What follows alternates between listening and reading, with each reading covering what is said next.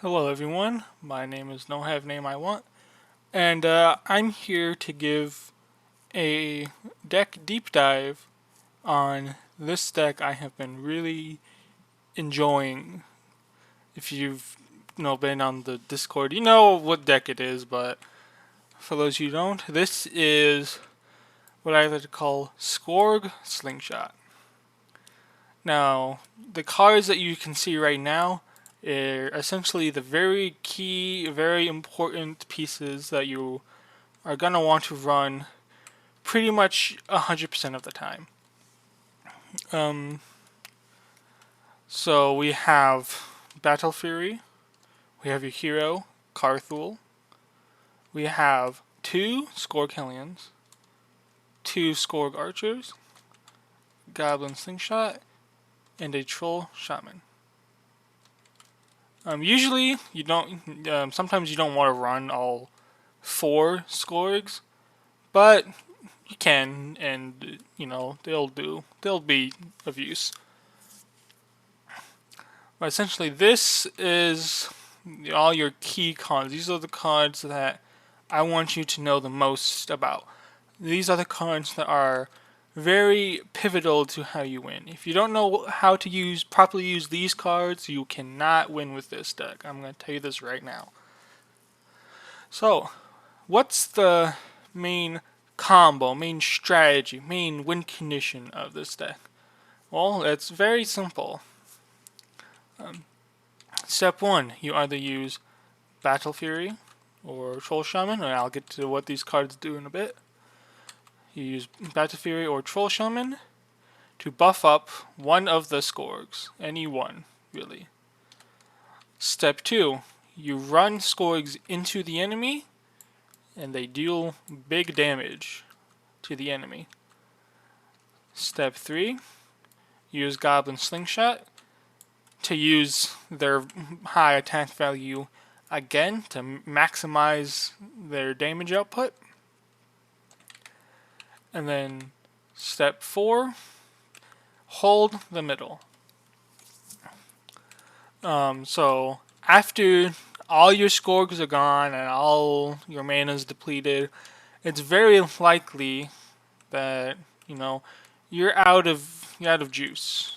You're out of things to do. But hopefully, at around 6, around 7, you have control of the middle. Whether this is in the middle, making sure no small units get in, whether when if your other units are in the middle, you're just wanting to use the Skorgs to kill their highest value, highest threat units, and then you just want to sit here, hold the middle, kill anything that comes near it, and then just sit here and then win that way. Sorry about that. This is how you win. This is the main strategy of how you win. Buff up Skorgs, send Skorgs in, throw sacrifice Skorg to Slingshot to do even more damage, and then hold the middle. That's essentially the main strategy of how you win. Now, what do each of these cards do? First, let's go over the Skorgs. Skorgs are very simple. All of them cost 4 gold. All of them have high attack power. All of them have 3 movement. All of them have 1 health. And all of them have parrying.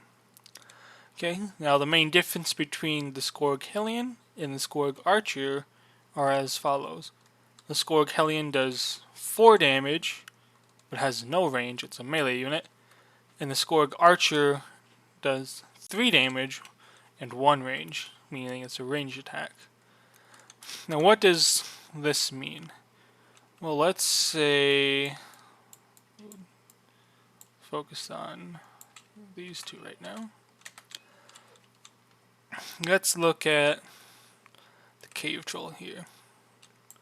Let's say there's a cave troll here and you wanted to kill him. He's looking at you funny. His is one of the biggest units. You want to kill him. Okay, well, let's look at the Skorg Hellion. Bigger attack, gets him down to half health. Potentially can kill him in one, with Skorg and then Slingshot. But he's too far away. You can't quite get there. He would be here, and then he cannot attack him. He's just short of being able to attack him. The Skorg Archer, however, if you buff him up, he would be able to run up here and shoot him with that extra range. So he would shoot him for 1, because it goes 3 here, and he can shoot 1 range away, which means any hex around him, and then I'd be able to deal damage to him. Okay, so the main upside of the Skorg Archer is you get more range. Essentially, you can attack from farther distance. And Skorg Hellion's upside is 1 extra damage. Now, clearly, each of these have their own ups and downs, because there's a lot of times where you'd want the Skorg Hellion to really get that extra damage in. Sometimes you want to use the Skorg Archer just because, there's something back there and you want to reach it, and this guy can. But essentially, that's the main difference between the different Skorgs. Higher damage potential, and then extra range threat. Now, what do these two buffs do? Battle Fury and Troll Shaman. Well, Battle Fury does this. You pay 1 mana, it has a range of 4, and it's combinable, meaning you can move and use it at the same time. Target allied unit gains charging and +1 power this round. Now, that's very important because none of the Skorgs have charging. And charging means being able to move up and attack at the same time. If you don't have charging, you can only move up, or you can attack. You cannot do both. So putting charging on the Skorgs is very, very important, because without charging, they are ass. I'm just going to say that they are not good at all. Okay. And then the secondary effect of Battle Fury, that unit's health becomes 1. That doesn't affect Skorgs because they already have 1 health, so that downside doesn't apply. But it does apply later on in the round when you might have very few units, all your Skorgs are gone, so it does come in handy, but it does not affect the Skorgs. And then +1 action if not combined, use ability only once per round. So what does that? So this +1 action if not combined means if I use the ability and I do not move, that means I can get an extra action, which means I can do something else. Maybe I want to attack, maybe I want to move afterwards, maybe I just want to skip them. There's a bunch of things you can do with extra action. So it's very important to just use it, not try and combine it whenever possible, because that extra action does come in handy a lot. And use the ability only once per round just means you can't, oh shit. I'm sorry about that. So +1 action just means you can't use it and then use it again and then use it again and then use it again. So you can't do that. So yeah, that's what Battle Fury does. Just usually you're gonna Battle Fury one of your Skorgs and have them go in. What does the Troll Shaman do? Well, it's a 6 gold unit. It has 1 attack, 2 range, 2 movement, 3 health. Stats aren't important. What's important is his active. So he has Bloodthirst, X mana, 4 range, combinable. Target allied unit gains X of the following this round: +1 power, charging, piercing, ignore steadfast. Now what this means is that for each one that you want, each different one that you want, you have to spend an additional mana. So it's either, so let's say you want to give the Skorg Archer +1 power and charging. You would have to spend 2 mana. So you spend 2 mana, and now the Skorg Archer has +1 power and charging. If you want to give him just charging, it would be 1 mana. If you want to give him all 4, +1 power, charging, piercing, ignore, steadfast, it would be 4 mana.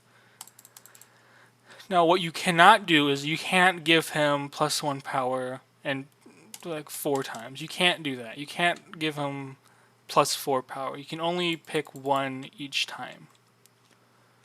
And the other effects it has are reduces incoming damage to it to 0, which is very good. Let's look at the cave troll again. Usually, if I were to attack it, I hit it and it would survive, it would hit me back. So, Skorgs have 1 health, they would die. Specifically the Hellions. Skorgs wouldn't, but we'll get to that later. So you run up, hit it, he would hit you back, Skorg dies, and then you can't use your slingshot to throw it again. So reducing the incoming damage to it to 0 allows it to hit it, and then it will survive because the damage it takes is 0. But the downside of that is it is destroyed at the end of the round. So if I buff this up and I hit it, and then at the end of the round it will die anyway. So it does kind of suck because the enemy can play around with it. They can do something to their unit or to your unit to where it can't attack and then it'll die anyway and all that. So be careful when you use this, because if you use it and then they do something to it, you've essentially just wasted a lot of your mana, which is very bad for the Troll Shaman, and you wasted one of your Skorgs. So usually you're gonna be doing +1 power and charging. The other 2 abilities aren't relevant most of the time, but you'll pretty much always be using +1 power and charging on the Skorgs. So he has about 2 to 3 uses before he is useless. And then now let's go over the Goblin Slingshot. I've been talking about throwing stuff and all that with it, but let's go over it now. Goblin Slingshot is an 8 gold unit. Has allied pathing, it's 2 attack, 3 range, 1 movement, 3 health. Stats on it are fine, but what's very important is its ability, which is called Launch. Sacrifice an allied unit within 1 range. So, pretty much adjacent to it. It can sacrifice anything around it. And then it deals... And then you can shoot it something within 3 range, so anything here, you can throw it at it.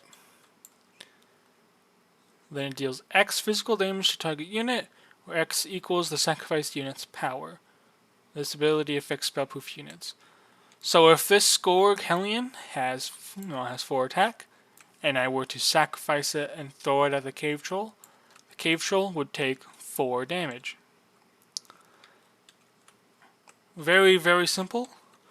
But a little trick that some people might know is it has allied pathing and 1 movement. Well, allied pathing means you can move over allied units, but with 1 movement, you would be ending your turn on another unit, which you cannot do in this game.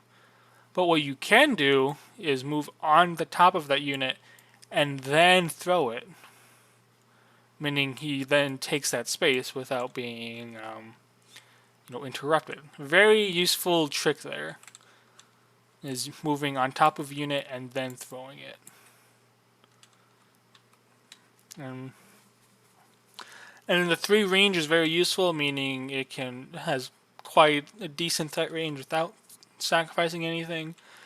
2 damage isn't the nicest, but it does kill a lot of low health units. It does apply a threat to most units, so when you're in the 6th round and you're sitting here, it does pick off a lot of the cheaper units that are usually left over.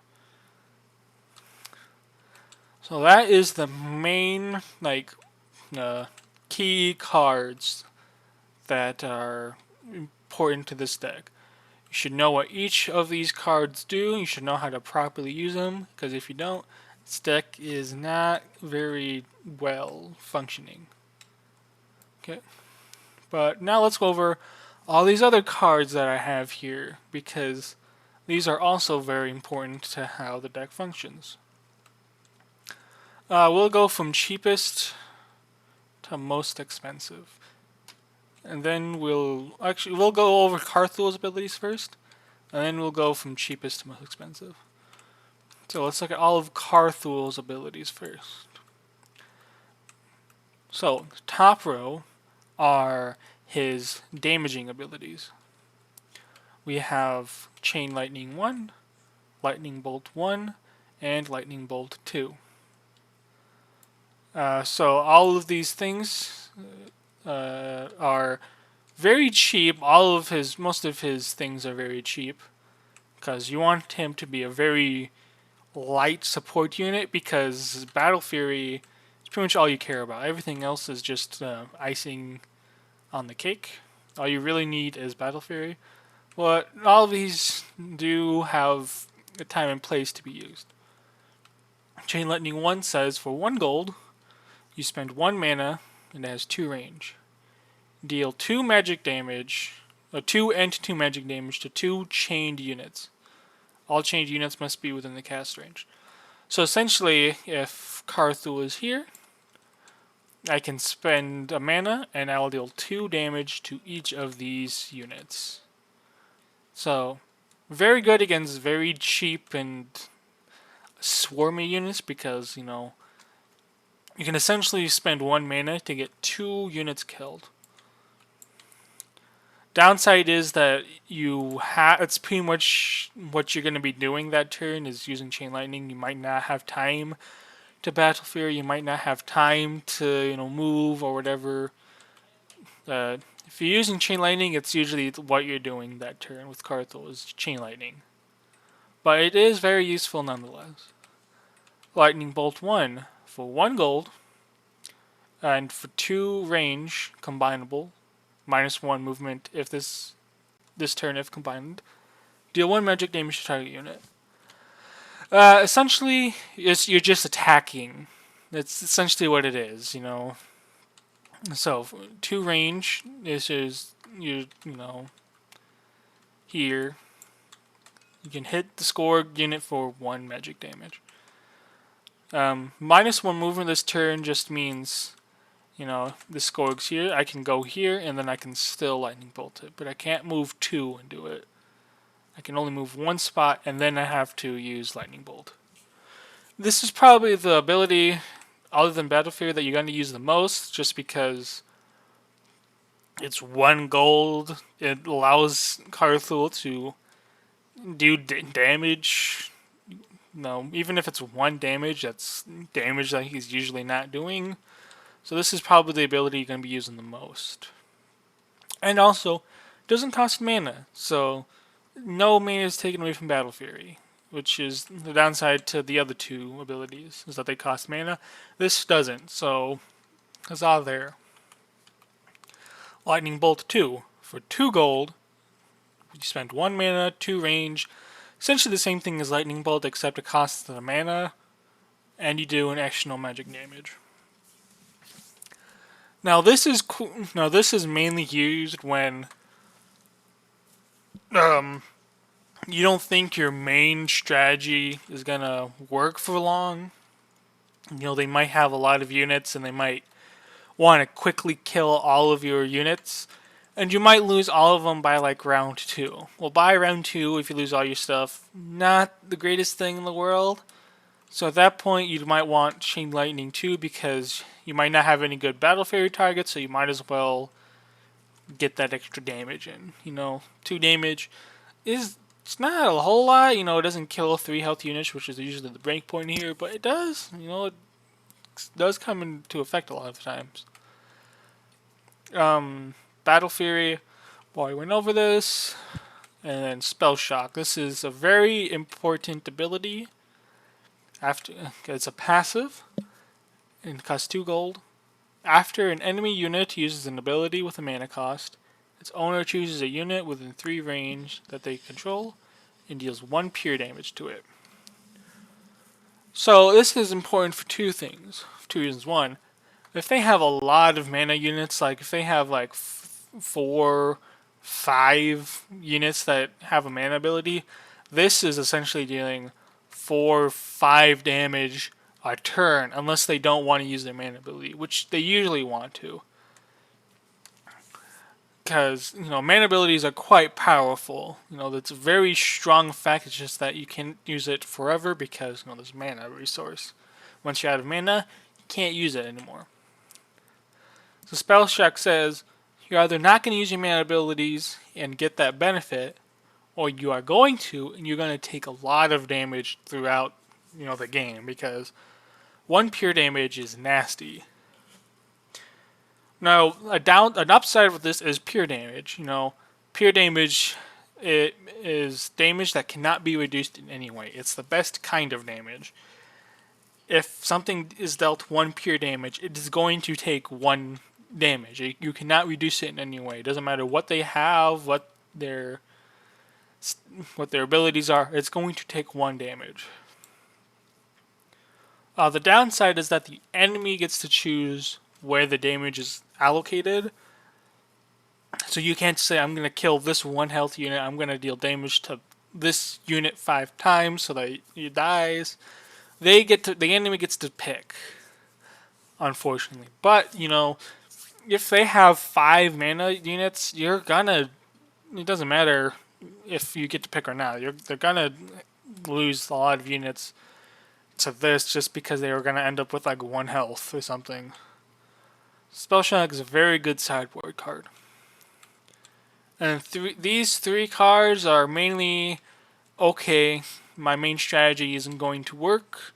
I'm going to have to suit Carthul up to be a damage dealer. So you have Rod of Asmodet, which gives him an additional cast range, so meaning he has an extra range of attack to be a bit safer and to be a bit more lethal. Arcane Stone, which means he can essentially use Battle Fury and Lightning Bolt too, essentially every round. So in the events, in the late game, you can actually get a lot of damage in with being able to use these 2 each round. Otherwise, Arcane Stone just pays for Lightning Bolt 2 each round, so this essentially is free. And then Buckler is just so that he has 4 health. Because like I said, 3 health is usually a breaking point here. So the extra health does come in handy a lot, because a lot of things deal 3 damage. You're not going to be using these bottom items a whole lot. You're mainly just going to be using abilities, because again, you want to keep them very light. And you usually only want 3 abilities. Usually, if you're always taking Battle Fury, then you usually want to pick 2 of these other abilities just to keep them very light. Because the more expensive he is, the more likely they're like, oh, I want to kill him. If he only has Battle Fury, they're like, I still want to kill him because Battle Fury is a very big threat to me. But, he's only 2 gold. Like, do I really want to throw in my very expensive 15 gold unit just to kill him? Probably not. So that is Carthul. Now let's go on to the very cheap units, and I'll tell you I have each unit here, and I'm going to tell you why they're important. First is Spike Collar Hound. Very simple. He's 2 gold, and he helps protect your Skorg Hellions from stuff like Glade Hawk. Let's put in Glade Hawk here. Glade Hawk is the arch nemesis of Skorg just because it has 4 range or 4 movement, which means it can really fly anywhere. It can be over here and still threaten to kill like 3 Skorgs. Very annoying unit, as he can, for 2 gold, he can essentially kill one of your key units.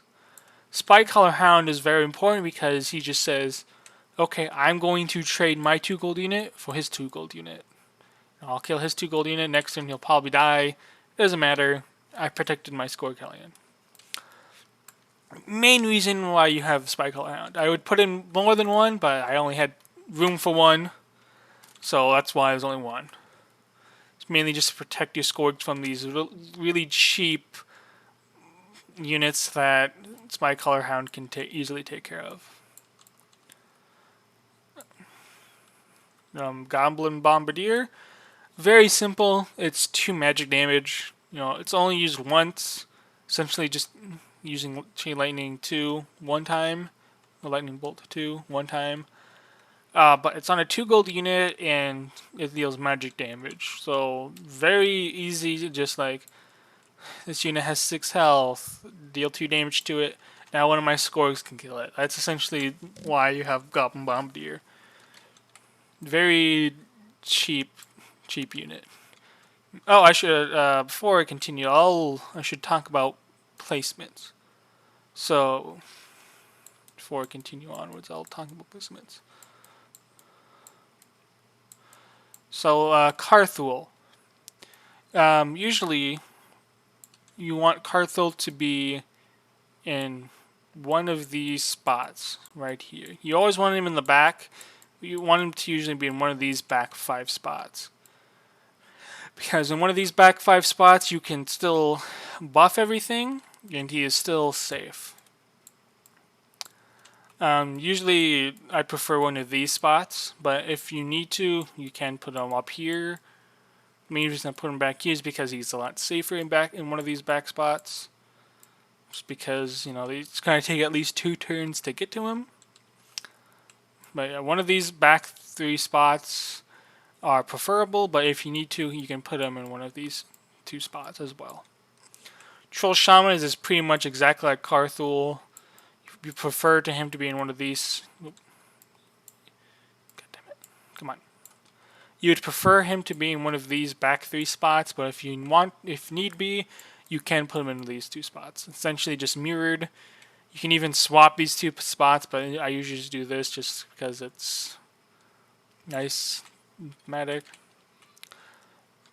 Okay, Skorg Archers. They're a lot more flexible, but usually you want them in one of these spots. Usually you want all the Skorgs in one of these spots. Because these hexes right here. The reason being is because if the Skorg Archer is here, you can very easily run up. You threaten all these spaces, because it's up here and you can shoot here, here, or here. And you can even attack one of their units, like they might have a unit here and you can get a free kill. It's something you can do. And then, if they have a unit in the middle, you can still go over here and threaten them. So, very important spot to be. If he's here, you can even threaten this spot. There's just a lot of threat range here. If need be, you can place him here. Same reason, like you threaten any unit that moves forward here. You can still threaten the middle if he's here, but you much prefer them to be up here just to be a bit more aggressive. The only reason you don't want him to be here is Gladehawk, because turn 1 they can just fly in and kill it. So when they have Gladehawk, you just put him here. It's not that big of an issue, but you much prefer to have the Skorgs here. Same goes for Hellion, except if you need to be him back here, you can. In one of these back spots, you can, but you much prefer him here just because they don't have the extra range. But protecting them is more important than making them more effective. If there's a Gladehawk here, swap these 2 so that your Skorg Hellion can survive. You might be less effective round 1, but you can usually kill the Gladehawks round 1 and then move them up and have them be effective on round 2. Goblin Slingshot. Now, there's only 4 spots that you really want him to be. Well, usually 2. There's only really 2 spots you want him to be, and that's this spot right here and this spot right here. You don't want him anywhere else other than in these 2 spots. You'd much prefer to have him up here because this allows him to be a huge threat right away. You know, Skorg runs in, you can immediately move up and throw it at something.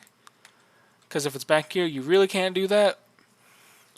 The only reason you'd want him back here is if he's in trouble of dying round 1. Otherwise, you always want him here. Very nice threat range, can easily move up and sacrifice unit, yada yada. Okay. And Spike Collar Hound, essentially just, put them wherever. If there are Gladehawks here, you might want to put it here. If the Gladehawks here, you can probably just put it here. You want to match kind of where they are, just because if this goes anywhere, you can usually, follow it. It's very and if he's in a spot where he can't reach, that usually is a good thing, because that usually just means your Hellions are safe or your Skorgs are safe. You want to just put it somewhere to where the Gladehawk can't just get in and threaten your Skorgs round 1. He's just there to say, hey, back off, I'm going to kill you if you threaten my Skorgs. Placement just depends, just match one of their 1 cost unit or 2 cost units, it's fine. Goblin Bombardier here, pretty flexible really. You can put him up here, put him back here, even back here. I've put one back here before. There's a lot of spots they can place it. Just look at their army and say, okay, where do they want to go? Do they want to go here? Put Goblin Bomb here, because then it's 2 damage, essentially. Is there a 2 cost unit here that can't threaten Goblin Bomb? Put it here, because then you can kill it turn 1. Do they want to go to one of these spots for whatever reason? You put them back here, or up here, and then blow it up. Just look at where they want to go, and then place the Goblin Bomb accordingly so that you can threaten 2 damage on them. Goblin Archer, a very important unit. This is essentially just another Spike Collar Hound. You're playing him to threaten, Gladehawks and other units that threaten your Skorgs. But it's also pretty good at flanking because, it can go here, turn 1. Might be able to kill 1 health unit. And after that, it's just running amok over here, killing their backline units, their 1 health backline units. Even if they don't have any Gladehawks or, 1 health backline units, still a pretty good unit because 1 damage is a lot for, Skorgs. You deal 1 damage to a 6 health unit. Now Skorg Hellion can kill it if you buff it. Very, very nice and easy. Very important unit. You usually want to put him like one of these 3 spots. Here, here, here. You can put him back here, but I'd much prefer one of these 3 spots. Because here he can threaten the middle. Still, they can run up and threaten these units turn 1. And if they're not, they can easily position themselves to threaten one of their backline units. One of their 1 health backline units. So one of these 3 spots is preferable. I'm using him to snipe 1 health units, or to just say, hey, this unit has 6 health, deal 1 damage to it. Hellion or Skorg finishes it off. Okay, whatever. Goblin Flanker. Essentially the same kind of thing for Goblin Archer, except it's a bit worse in a way because this unit's really only effective against ranged units, 2 health ranged units. You mainly just doing it to run up and threaten to kill their backline turn around 2. It's mainly the reason why you're using him. He can kill 1 health units, but it's not as good as the Goblin Archer. You're mainly just using him. They have a lot of ranged units, a lot of 2 health ranged units. I'm going to use the Goblin Flanker to threaten to kill him. That's the main reason why I use the Goblin Flanker. Grunts. Grunts. These are awesome. These guys are amazing. Essentially only going to put them in 2 spots. Flanker, same thing as Goblin Archer, just same premise. One of these 4 spots. Grunts, grunts, grunts. Very, very effective unit for 4 gold here. Okay, honestly, like sleeper unit in Gath. I don't. If you're not running at least 2, I don't know what's wrong with you. They're just amazing for 4 gold.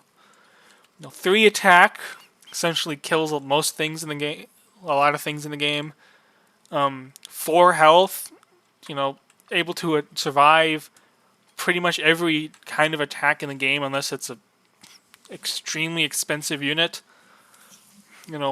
Very, very nice unit. Very slow, but you don't need to have a lot of movement in this deck. Like I said, you mainly just want to control the middle after round 1 after round 2. So he doesn't need to move up a lot. And like I said, very, very durable unit. Mainly going to put him in 2 spots. Mainly going to put him here to protect your Shaman, or going to put him here to protect Carthul. Pretty much only these 2 spots.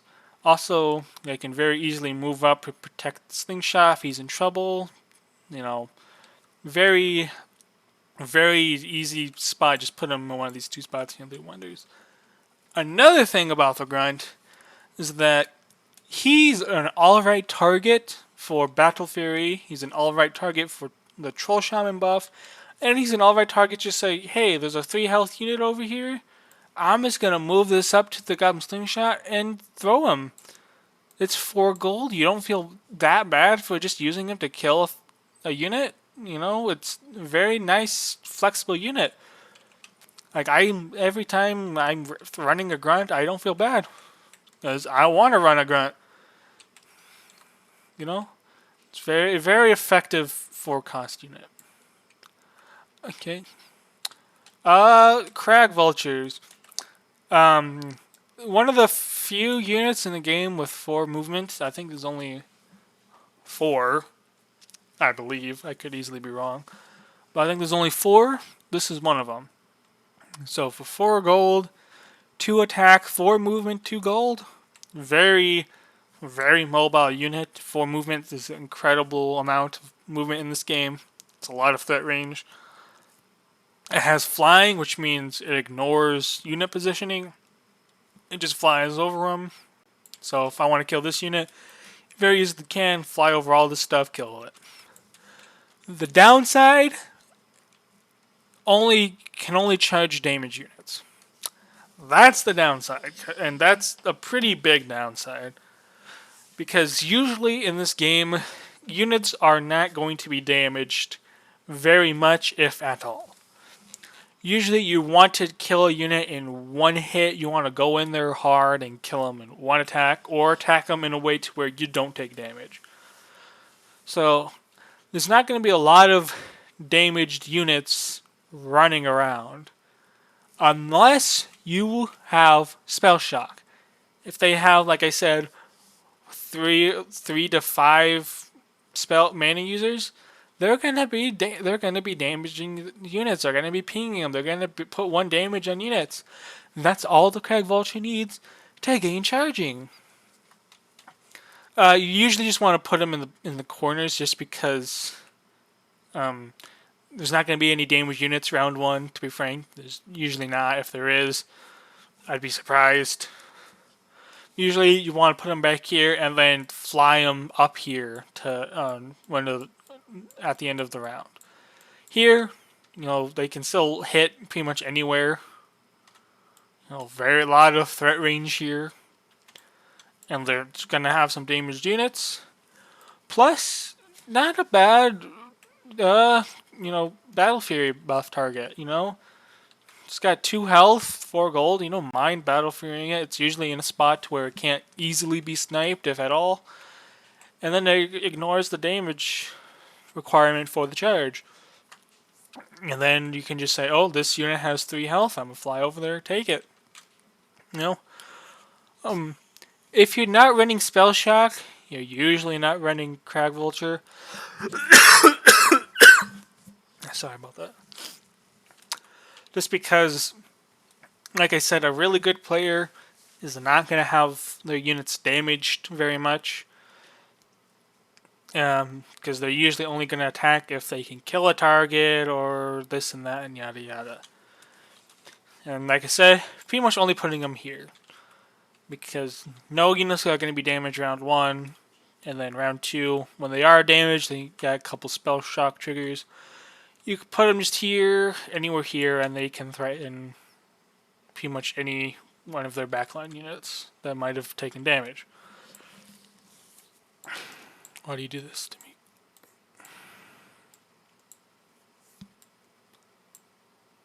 There we go.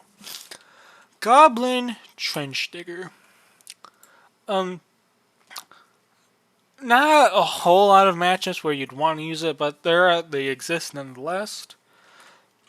5 cost, 2 attack, 2 move, and 4 health. Essentially a grunt, but with 1 less attack. But his upside is that he has a very good active ability. It's Dig In, combinable. This unit gains steadfast and evasion. It cannot be removed by enemy effects, and it only gets removed if it moves. So can I be moved by okay, can I be moved by enemy effects? Essentially what steadfast means is that it can't be charged. If an enemy has charging, it can't charge this unit. It has to only attack if it's right next to it. Evasion means it takes 0 damage from ranged attacks. So if they have only ranged units and you have this guy, he is immune. It takes 0 damage from them all. And he cannot be moved, which means he's very good at just sitting in one spot and saying, I'm not going to move. Essentially, you're having him mainly as like a counter unit. If they have a lot of ranged units or a lot of charging units, you usually want to replace one of your grunts with the Trench Digger, just because the Trench Digger is going to be able to hold them back longer. You know, like if your slingshot's here, you might have a unit here. You know, say this is your unit. You can put a Trench Digger here. You can have him dig in, and now they can't attack him. They have to go around him just to hit your slingshot or to hit Carthu. They have to move around him. They can't move through him. So he's mainly there as a body blocker and as a counter unit. If they don't have a lot of charging and if they don't have a lot of range attacks, you usually much prefer a grunt. Same position as grunt spots, then you're not going to really want to put them anywhere else. You might want to put them in one of these 2 spots, but these spots are usually preserved for the big cost tank boys. So usually here or here will do fine, just because you want to protect, you want to deter them from charging in, you know, say, hey, no, you can't go through me, you have to go around. Do that again, god damn it, okay, whatever.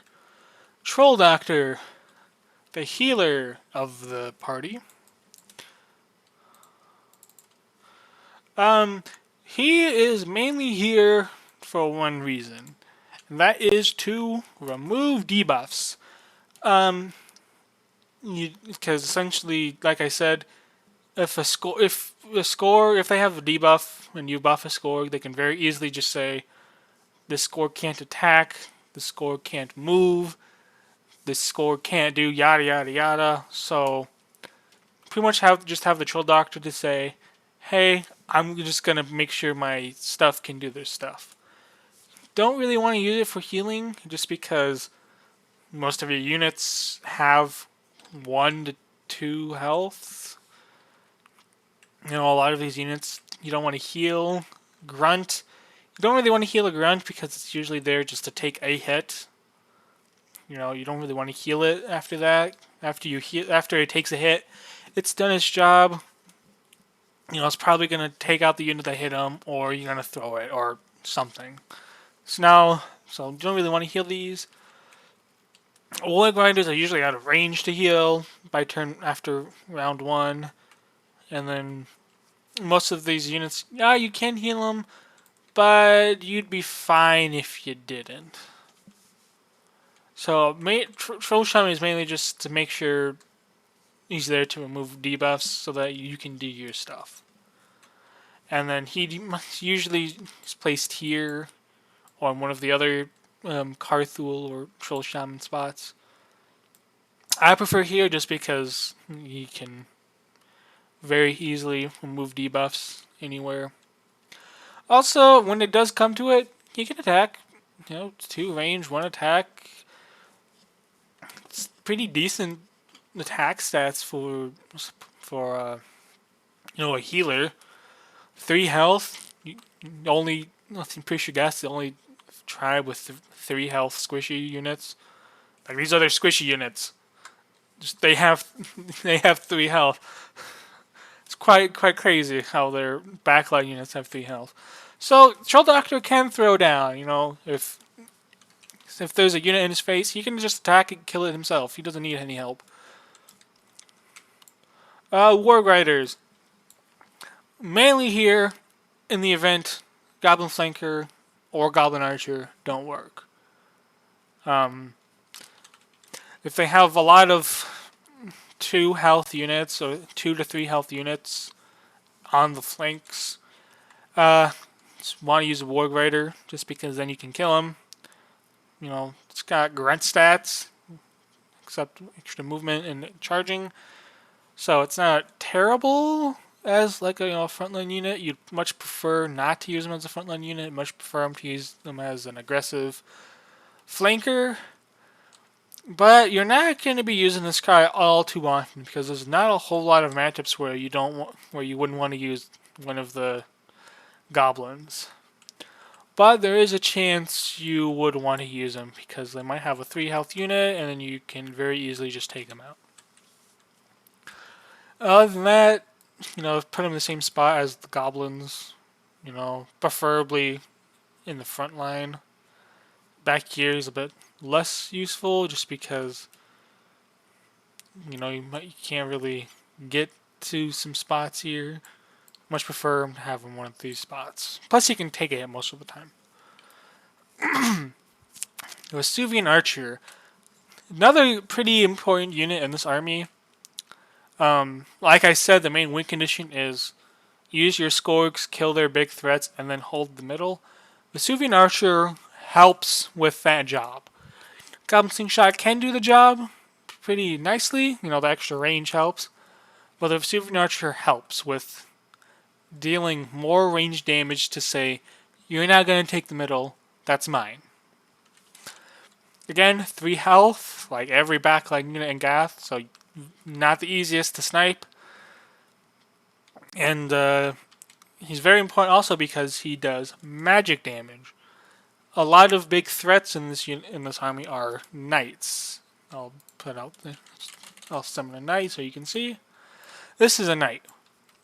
Armor 1, 3 damage, 3 movement, charging, decent health. It's not a good thing to be facing against because he can kill all your backline units. He can pose a lot of threat. And he has armor 1, which means he takes 1 less damage from physical attacks, and that's what your Skorgs deal.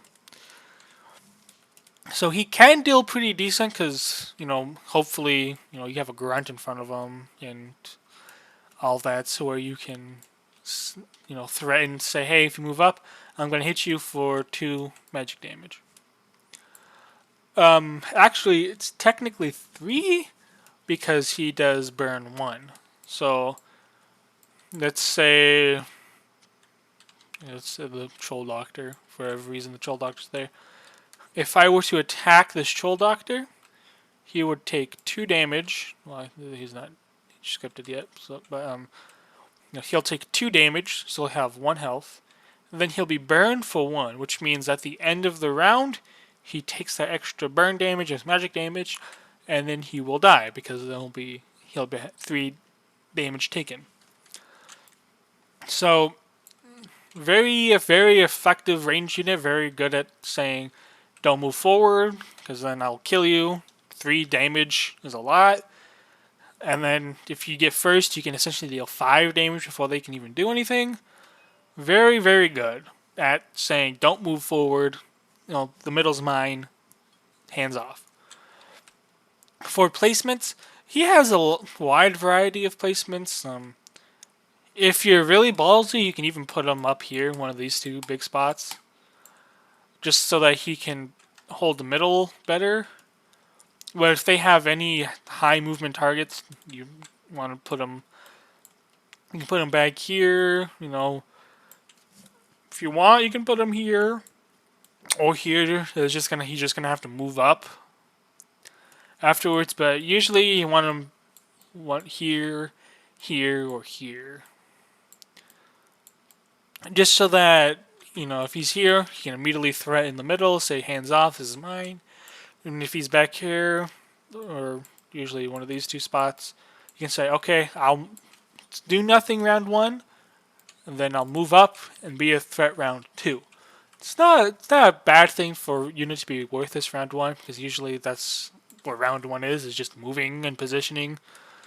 So unit being worthless round 1 isn't a bad thing.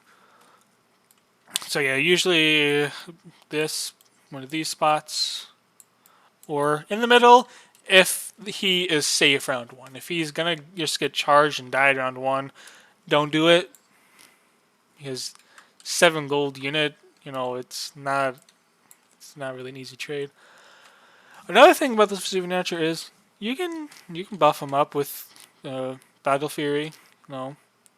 Give him charging. Essentially 4 damage at 4 effective range. Very nice. I'd very much like that.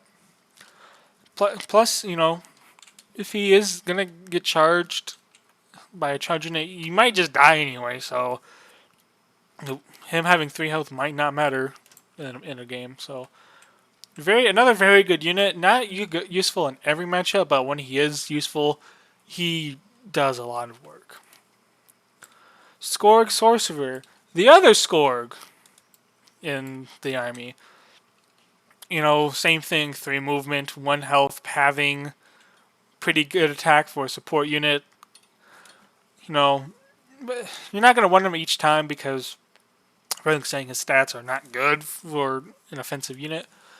But he has 2 very good abilities. And for a support unit, he can very easily just say, okay, all my Skorgs are dead. Get in there, Skorg Sorcerer. You're my damage dealer now. When it's round 6, round 5, 6, 7, when all your good damage units are dead, he can easily just say, okay, you're my damage unit now. Because usually at that phase, most units have 3 health. They might just be all support units, all range units, so he can very easily become a very good damage dealer. But what are his 2 abilities? His 2 abilities are Brutality and Enrage. Brutality is so good in this army because you have so many ranged units. You have the Goblin Archer, Troll Doctor is one, Vesuvian Archer is one, Troll Shaman, Carthul, Skorg Archers, Slingshot. You have so many good ranged units, and what it does is when this unit attacks, exhaust the defender. So you go first. They have a big, scary unit threatening your guy. Just attack him. Now he's exhausted. Can't do anything. Now the great thing about this ability is that it's one of the very few times a buff persists at the end of the round. Most of the time, when you buff a unit, it goes away at the end of the round. This is one of the very few abilities that persists at the end of the round. So, at the end of the first round, you can say, okay, give this guy the brutality buff, and it will stay there. So at the beginning of the next round, he still has it, and he can attack right away to exhaust something. So it's very, very useful at getting the extra action economy, which this army kind of needs. Just a very good thing. I have won games because of this buff. I've buffed a unit at like round 1 to 2, and then I used it at like round 6, and then that won me the game. Very, very useful ability. The other ability, bit cheesy. I'm not gonna lie, it's kind of a little cheese strat, and that's Enrage. Enrage does is 1 mana to range, combinable. Target enemy unit attacks target unit you control this turn if able. So essentially, let's say this is the scenario. What I can do is I can say, okay, Skorg sorcerer moves up here, and instead of attacking the Goblin Slingshot, which he probably wants to do, I can say, okay, attack the grunt. So he'll then run up, he'll hit the grunt. He'll exhaust him, and Goblin Slingshot survives, grunt survives, and now he doesn't have his scare unit anymore because he attacked. Very, very useful ability, because this alone can win you a game, because they might have a very big unit. Like, this is the only way I win now. And you can just say, run up and get yourself into a bad position. And then you take it from there, kill them after that. Something I forgot to mention about Brutality. Doesn't have range. So, if he's way over here, your Slingshot's way over here, somehow you can target it with the Brutality. But yeah, very, very. Unfortunately, he's not useful in a lot of situations just because 1 health. A lot of GAT's backline units have 3 health, as you could see. So pretty much the only one with 1 health. But whenever you use him, he's good in any situation in the game. At the early game, he's very good because you can enrage targets into bad places they want to go. Mid game, you can just have him just use brutality buffs to threaten to get action economy. Then when he's out of mana, or when he's the only good buff target left, he can throw down. He's not a bad target to throw in there and deal some damage. Yes, and positioning wise, same support spots as usual. Carthul, Troll Shaman, Witch, Troll Doctor, anywhere you'd want him to go. You'd probably prefer him here, just because turn 1 he can enrage one of these 2 spots. They usually have a very big charging unit, and they can charge him into one of your frontline units. I'm going to skip the Crag Wyvern just because I'm going to get to that later, but I'm just going to skip him for now because he's only here for one very niche case, and you hope that niche case never comes up. So I'm going to skip him for now. Now we're going on to the big tanky boys. The big costed high health tank units. Hellbear. Let's start moving these things away.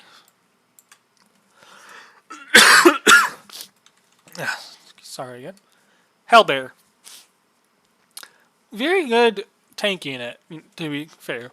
6 health is not the best. Guaranteed to survive an attack, at least. But sometimes I'm like, I kind of wish he had more, because usually when he goes in, he dies. That's just kind of how the game works. But he has a very good active. The main reason using him is for his magic damage, which he has, and his active, which is Roar. Roar is very effective because, let's say, there's this position where you're like, oh god, he's gonna kill my Goblin Slingshot. You can run up and just roar him away. When you use Roar, he pushes him away. That might not seem very good, but it's way more useful than you would think. Let's say Grunt, actually, for example. Grunt doesn't have charging. He's threatening to kill Goblin Slingshot. and you can't kill it in one attack, you know? So what you can do is use your roar, push him back one space, and then you can get in between them, you know, say, hey, don't kill my guy, bro. It's my guy, bro. You can get in between them. And now he can't get in. So he's mainly used for his roar ability. But if the case arises, he can be a pretty decent damage dealer because 3 base damage and burn 2 means 5 effective damage in one round. So he can deal some damage, but if usually you don't want to attack something just because he's probably not gonna kill it. Just because that's usually how it works. Like if I were to charge the knight, you know, he'd take 3 damage. My Hellboy would take 3 damage, and the knight would just take him in return. So mainly just want him to roar things away from your guys. You know, use him to control space, control the center, like I said. And then late game, when it's just, okay, time to get throw down, he can do that very effectively. One of these 2 spots is where you want him. That goes for the rest of the units I have to show you. Is you want him in one of these 2 spots just because this is where you can best protect the Goblin Slingshot. This is where you can best get in the way of things. This is where you can best utilize their strengths. Razormane Manticore. Kind of niche case, but he's very effective against very specific units. I'll get so let's go. Fang Hunter, and then let's just go. So let's say they have a lot of ranged units, you know, like Longbow Archer, or let's say they have, you know, keywords that where you can't attack them back, like the Norfang Hunter who has Backstab. Backstab says when you attack, they don't retaliate back, you know, so it's just a free attack. Razorfang Manticore is really good against these units because, you know, let's say Longbow Archer is like, oh, he's in range, I'm going to attack him. Well, Razormane Manticore has physical damage return 4, so that he will then return up to 4 damage he took back at the target. So Longbow Archer attacks him, deals 1, and then the Longbow Archer would then take 1, essentially leaving him at 1 health. No, it's not killing him, but if they have a lot of these units, very, very effective to have Razormane Manticore because, you know, they don't want to attack it, and then he can very easily threaten them. 3 movement and flying. He's very mobile for a tank unit, so he can get in there if need be. But he's mainly just a deterrent. Like, oh man, I don't want to attack this Manticore, but I kind of have to. And for Norfang Hunter, you know, has Backstab. He'd run up, stab him, and he would. And you know, while the Razormane Manticore can't attack back, and he can't retaliate, he would still take 2 damage because Norfang Hunter deals 2 to Razormane Manticore. Razormane Manticore with physical damage return deals 2 back, kills the Norfang Hunter. So now he's like, I can't do damage back. Another good thing is, like, let's say the Knight. Knight charges in, hits Razormane Manticore. You know, deals 3 damage back. He survives, and he would then attack back, and then the physical damage return would deal 3. Fortunately, with the armor 1, the Knight would survive with 1 health. But it's a 1 health Knight. That's very easy to kill. You can very easily kill a 1 health Knight. You still have your Manticore back with the physical damage return. It's also very useful because if he were to die from a charged attack, he still does the damage return. So even when he dies, you know, he's still going out swinging. So not a whole lot of cases. It's mainly just if they have a lot of ranged units or weird ways where you can't attack back. Yeah, that's the main use case for him. It's also very good to enrage stuff into, because, you know, Vesuvian Manticore does a lot of damage if he survives an attack.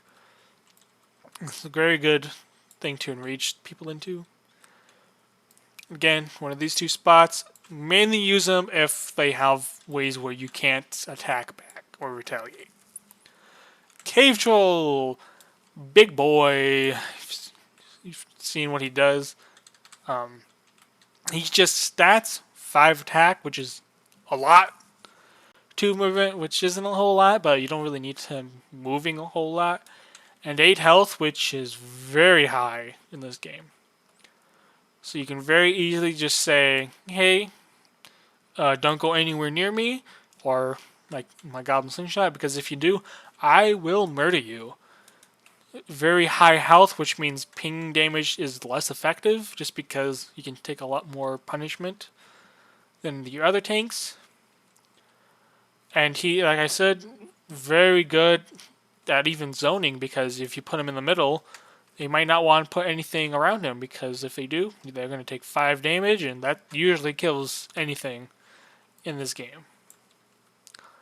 It pretty much kills almost all my units, all the units I showed you, except for, you know, the really big boys, the Hellbear, Vesuvian Manticore. And the next unit, Charbelcher. Charbelcher is the most expensive unit, and he's honestly going to be a unit you don't run too often, because he has one very niche scenario in which you'd want to use him. And that's if they either have a whole bunch of small, cheap units, or if they have a lot of magic damage. So Charbelcher, 7 health, great stats for health. Does magic damage, has magic resist, which means he is immune to magic damage. If he were to take magic damage, he just takes 0 instead. And health regen 1, which means at the end of the round, he heals himself for 1. So if there's a lot of small units trying to chip at him away, he can just sit back, heal him up, and then send him in again. So, you know, very effective against that strat, because, you know, very hard to kill when your main strategy is pinging him away. And he also has an ability, an active ability, a main ability, that is Belch, where he does 3 magic damage to every adjacent enemy unit, which is also very good against a lot of small units. So if you put him, you know, in the middle, and they're like, oh man, I have to move up with all these units because he's going to win, it's round 6, I need to threaten him to hit him, or you go, you just belch, and you deal 3 damage to everything around you. But honestly, a lot of strategies rely on having one really big unit, or a couple really big units to be their threat. So, and Charbelcher honestly isn't very good against them, because, like, against Cave Troll he loses, against Hellbear he loses just because he'll always be roared away, and he won't even be able to do anything. And honestly, Charbelcher is a bit too slow. Like, the enemy can position around him too well. Only 2 movements, so he's not very good at moving in. And Belch isn't combinable, so you have to use it, and only using it. So he's very slow, but when that one matchup where they have a lot of small units, or they have a lot of magic damage, he is essentially an auto-win. But that doesn't come up too often, but he is nice to just have there. Right, I think that's everything. So just to recap of what the main strategy is. Just the main... oh, I forgot the Crag Wyvern. I'll talk about the Crag Wyvern in a bit. So, just to recap, main strategy. Buff Skorgs. Skorgs Go in, kill a unit. After that, Slingshot throws them to kill another unit, hopefully. After you repeat that process a couple times, you want to hold the middle, prevent them from getting anywhere near it, and then go from there.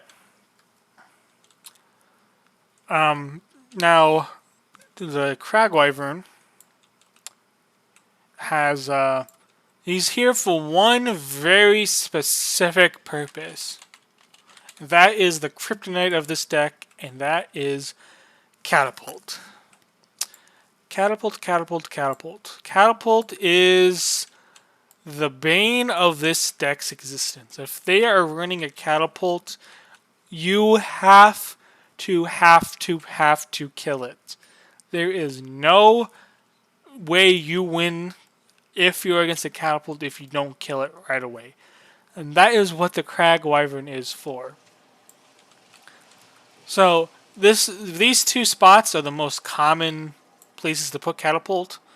So if you see they have Catapult, you just want to never draft these two spots until they play it, or until they can't play it anymore. And you just put a Crag Wyvern there where it can attack it right away.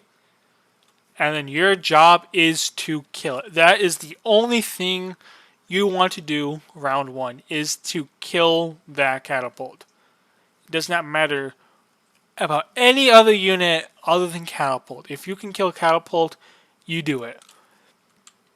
Now, Catapult has 4 health. Crag Wyvern has 3 damage.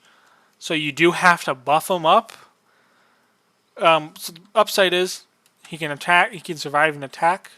So if they go first, they can't just attack him and kill him. He survives with 1 health.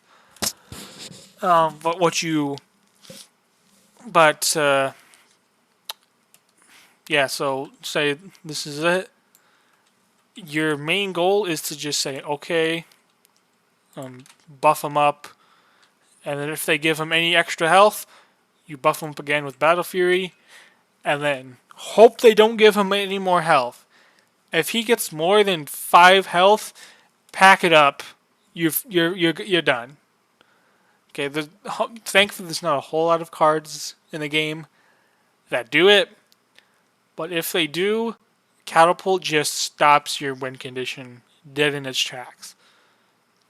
You pretty much the only other way you win is by just rushing it, and this deck is not good at doing that. So you have to just hope that you can kill it round 1 or 2. And if you can't do that, they've essentially all have already won. I know that's not what you want to hear, but that's just the truth. Catapult and Bowmaster, now that I think about it, but Catapult's much worse. If they have a Catapult and you don't kill it right away, they've won. Just because you are not good at charging forward. Your Skorgs die to anything. Your Catapult dies to it. Your supports die to it. Your flanks die to it. Your tanks are too slow to get up to it in time. It's just the one matchup you hope and pray you don't go up against. Like I said, they place Catapult down, you immediately put Crag Wyvern there and say, I'm going to kill you. And you buff it up. If they get any more health, you buff it up again with Battle Fury. And then after that, just hope you can kill it. Unfortunately, Erengard has a lot of ways to prevent it from dying. But that's just a thing you're going to have to accept, is like, they have Catapult, I need to kill it now, and if they don't, I lose. But this is literally the only card where you're like, God damn it, I lose. The only card in the game. Hopefully you don't go up against it a lot, but this is your answer to it. If they play Catapult, hope they can't. Hope they don't buff it up to more than 5 health. Because if they do, you're in deep shit. Yeah, I think that's the deck. It's an hour 15 minutes. I kind of didn't want to go through it that much, but I hope I covered everything. I hope I didn't miss anything. I hope I didn't forget a strat or a plan or whatever. Yeah, I think I've covered everything. So again, just another recap. Step 1, buff Skorgs. Make sure everything's protected first. Then buff Skorg, send them in, kill a unit, use Slingshot, throw them to hopefully kill another unit. And then after most of their big threats are dead or you're out of Skorgs, your job is to just hold the middle, make sure that they don't get it, and then after 7 rounds, just come in and capture it. Hope they don't play Catapult. If they do, you have one answer. If this doesn't answer it, pack it up. Unfortunately, that's just how it's going to be. Other than that, I do hope you enjoyed this deck deep dive. If there's any other questions you have, I would love to answer them. If there's any thing you think would be good, any unit you think would be good, any unit you think would be bad, I should take out, I'd love to hear it. Honestly, War Riders I have been considering taking out, but I don't really use them all that often. But I hope you enjoyed it. I'm going to also leave and link the Reddit post on which I have a huge text document which goes a bit more into explanation of, like, pretty much of what I just explained, your main strategy, pros and cons, different strats, when you should use each unit, yada yada. But I hope that you are enjoying this game. I hope to play against you with this deck specifically. This is the only deck I play. So if you want to beat me, play Catapult and watch me cry. I'll play it out because I'm not that big of a baby. But anyway, I hope you guys enjoyed it, and I actually hope other people use this deck as well, because I'm pretty sure I'm the only one who even uses this card. Anyways, hope you guys enjoyed, and I'll see you all next video.